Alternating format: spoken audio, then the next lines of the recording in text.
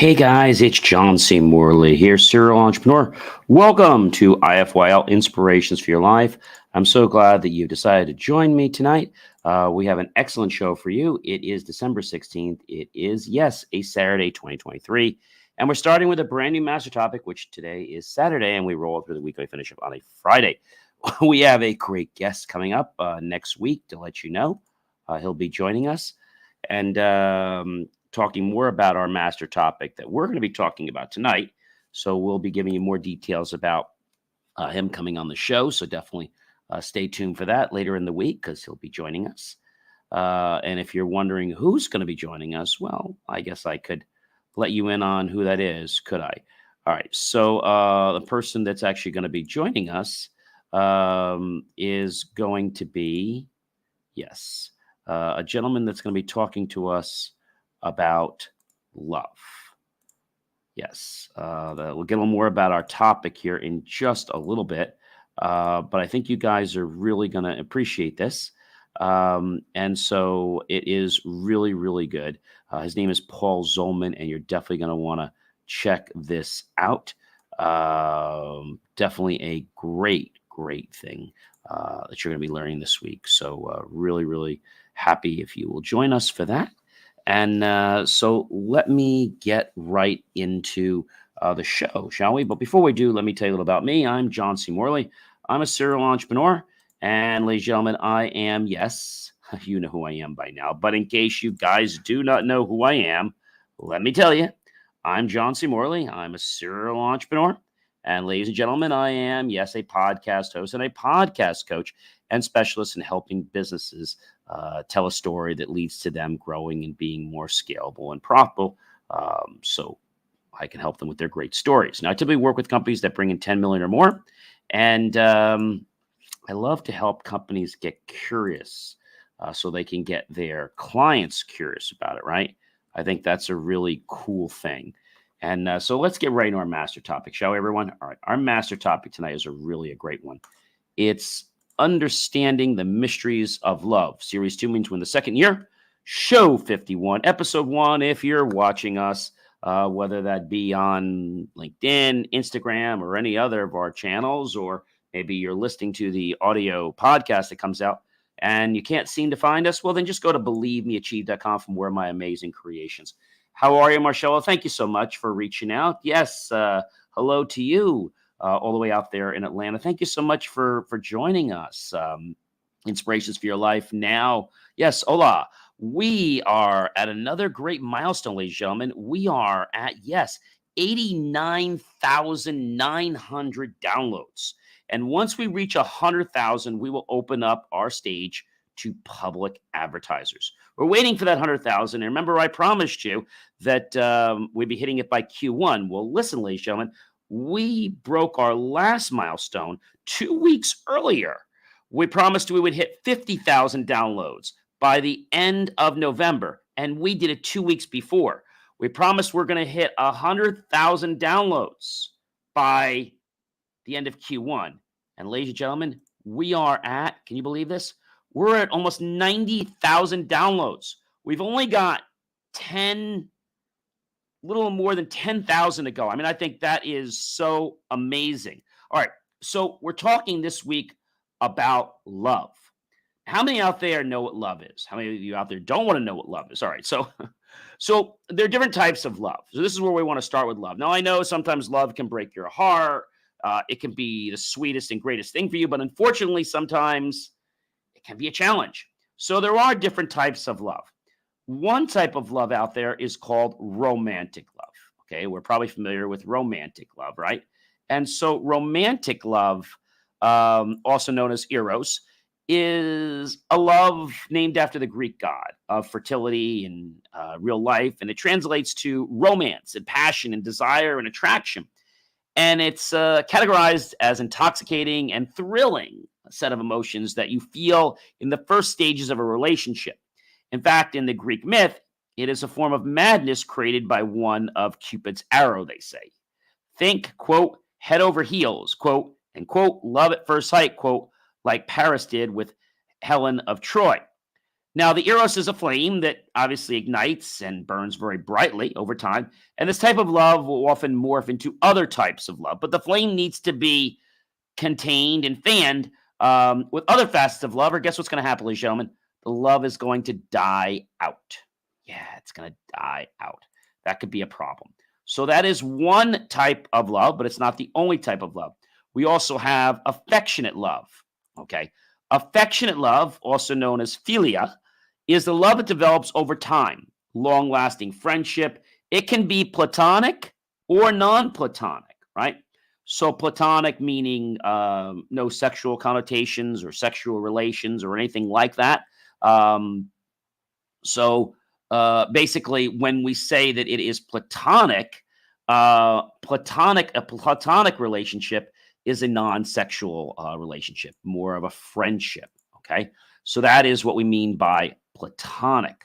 All right, and so platonic love is very important because platonic love really gives us value in life. All right, so when we think about these different types of love, right? And we think about the one I was talking about here called affectionate love, which can be platonic or non-platonic. And you might call it a friendship. And it's just as powerful as a romantic relationship. So that if you happen to break up, although we don't really talk about, let's say, a bromance or a romance, let's say a connection between people that are let's say that are platonic, as a breakup, you say, we're not friends anymore. We don't really call it a breakup like in a romantic situation. We just say, hey, we're not friends anymore. But we don't call it a breakup, right? We don't really call it that. So I think that's a difference in the connotation and how it's done. And it's about quality time. And friendship was first recognized, did you know, ladies and gentlemen, in the early 1930s. Wow. 1930s. That is absolutely amazing. This is pretty cool. And so it's one of the types of love. Another type of love, ladies and gentlemen, is called Ludus or playful love. So playful love is another type of love, and it's valued by the ancient Greeks. And it's very interesting because it's more of the flirting, lighthearted teasing in the early stages of a relationship. Before the seriousness begins, this can be bar dancing. This can be flirting with people you don't know, giddiness, and stuff like that, right? That is what Ludus playful love is about. Okay. There's another type of love, ladies and gentlemen, that I think you guys want to know about. And I think it makes sense to talk about it because, when we think about love, there's also the storge or the familiar love, which is more of the family type love, right? And there's another love we have, ladies and gentlemen, and that is pragma. Now, that's an enduring love.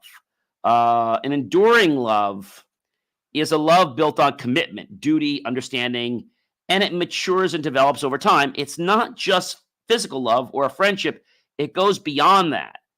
And it's not easy to find enduring love, okay? It's a practical kind of love between two people who have given it their all and have compromised and truly worked hard to maintain love where they're so eagerly seeking. So it's important to remember to cherish those who stand by your side through thick and thin. That is very, very important. Another type of love, ladies and gentlemen, we're going to talk about is mania love. So mania is obsessive love. And this kind of love can get you into trouble. So this refers to the obsessive love style, very compulsive. When there's an imbalance between both parties, between the Ludus and the Eros, instead of feeling equal and balanced, safe and accepted, one might need constant reassurance from the other partner that, hey, they still love me or they still like me, etc. Remember that when we talk about love, we have to love ourselves first before it's a platonic or a non-platonic relationship. We have to love ourselves first because if we don't love ourselves first, you know what happens? We can't love others, and others can't love us. So let's just say that it's, in this case, better to have never loved at all, as they would say, if you're in the obsessive type of love, as Danger Will Robinson once said. There is another type of love, ladies and gentlemen. It is the agape. And agape is a universal love. It's an unconditional and much grander than ourselves. Agape is also things for like charity, defined as the unselfish, quote unquote, concern for the welfare of others, right? Really striving to help others. It does require a biological bond or a romantic relationship that can date back to the Middle Ages, as it just is. So, agape could be somebody like a brotherly love. Maybe there's this person that's helping you with a lot of things in life, and you feel so close, like you're almost blood, but you're not, because you just feel that connected with each other. Agape is a universal love, and it's a very powerful love. There's nothing to question about this universal loving kindness. It's how you feel about a person or all living things for that matter. You just love them without expecting anything in return. It's probably the purest type of love there is. So, agape is a really cool type of love. We talked about self-love. Self-love is very important. I mentioned before, philatia. It's a romantic love for ourself, of unconditional love. But this one is important because, again, if we don't have love for ourselves, we're never going to have love for others. Now, we're going to talk more as we get into the week here. We're going to talk more about what love means. So this is just the types of love, right? We just went through them. We have romantic, we have affectionate, we have Ludus, we have Pragma, we have Mania, Agape, and we have self-love. It's important to understand that love is one of those pieces of Maslow's self-actualization triangle, right? Pyramid. If we don't know how to love ourselves, we will never know how to love another. That is powerful, ladies and gentlemen. And so if you're saying, hey, I don't know how to love, well, maybe there's a pet. That pet knows how to love you. The pet is unconditional. That pet is around you, right? But sometimes I think we believe that love has to be there. We take it for granted. And I feel that when we take love for granted, that's when we could lose it.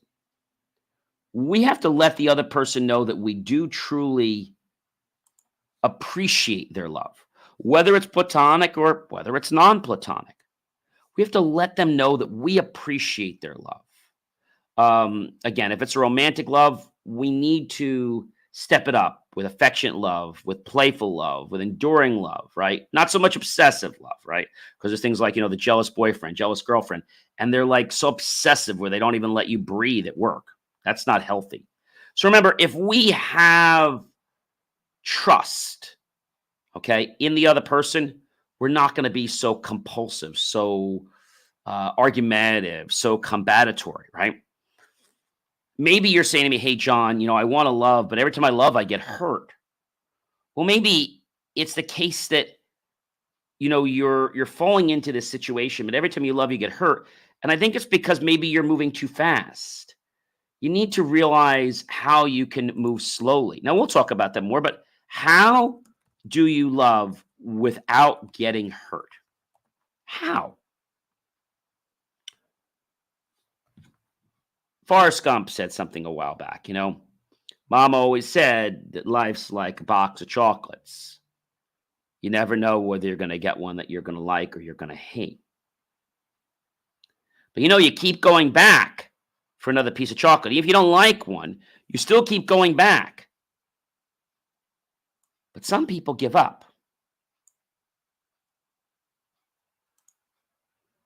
If love hurts you, you're moving too fast. So how do you avoid the pain? I think this gets on an interesting story, which is how do you break up with someone without hurting them? We'll talk more about this in the week.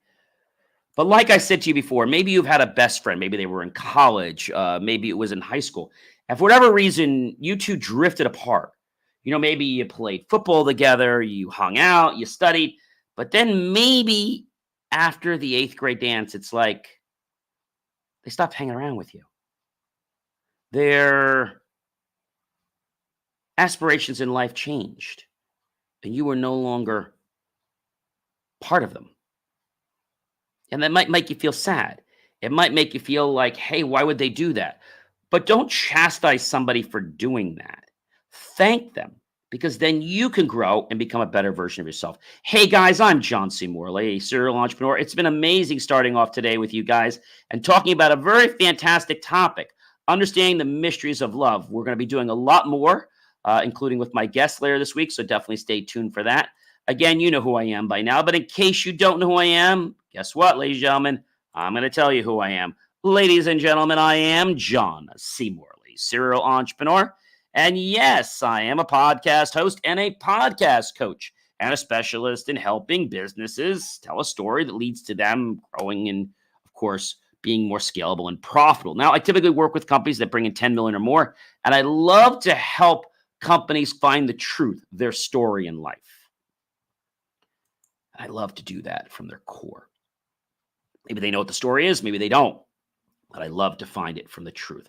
Hey guys, I hope you have an amazing rest of your evening and a good kickoff for the weekend. Hopefully you're getting everything ready. If you just finished Hanukkah, or if you're getting ready for Christmas, hopefully you've had good holidays or you're still spending good time with friends and family.